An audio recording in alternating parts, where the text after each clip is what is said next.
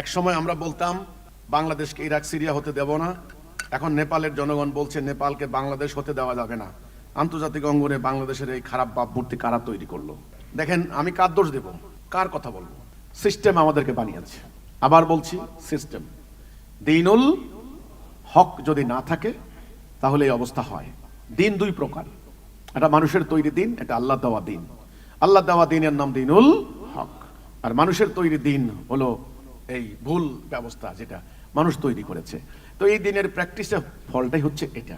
আন্দোলন হবে, বিক্ষোভ হবে, অরাজকতা হবে, কেউ কাউকে মানবে না, সরকারের বিরুদ্ধে আন্দোলন হবে, সরকার আবার পালিয়ে যাবে, এটা অরাজকতার সৃষ্টি হবে, ল অ্যান্ড অর্ডার সিচুয়েশন ভেঙে পড়বে, আইনশৃঙ্খলা বাহিনী ভেঙে পড়বে, ইত্যাদি সমস্ত কিছু থাকবে না, অর্থ পাচার হয়ে যাবে। এই আজকের বাংলাদেশের যে অরাজকতা চলছে, এটার পিছনে বর্তমান চলমান সিস্টেম দায়ী। আমরা আবার বলছি, এই সিস্টেমটা পরিকল্পিতভাবে ব্রিটিশরা আমাদেরকে চালু করে দিয়ে গেছে।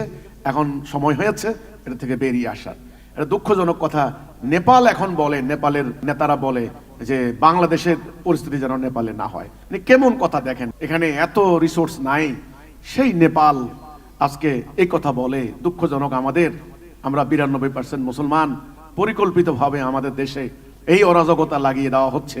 অথচ আমরা এই হীরার টুকরা, এই পথ প্রদর্শনের এই বিধান আমাদের হাতে থাকা সত্ত্বেও আজ আমরা লাঞ্ছিত, আজ আমরা হীনমন্যতায় আপ্লুত, আজ আমরা দুর্বল। এর কারণ কি? কোরআন কি হারিয়ে গেছে? কোরআনের লাইনগুলি কি বিকৃত হয়েছে? হয়নি। এর কারণ আমরা কোরআনের যে প্রকৃত আকীদা ওটা হারিয়েছি। কোরআনের যে শিক্ষা, তোমরা ঐক্যবদ্ধ হও, ওটা আমরা বাদ দিয়েছি। আল্লাহর বিধান কায়েম করো, ওটা আমরা বাদ দিয়েছি। যা হওয়ার তা হয়েছে। আমরা ওদের অনুসরণ করেছি। ওদেরকে যারা অনুসরণ করেছে ওদের উপর লানত পড়েছে, আল্লাহর লানত।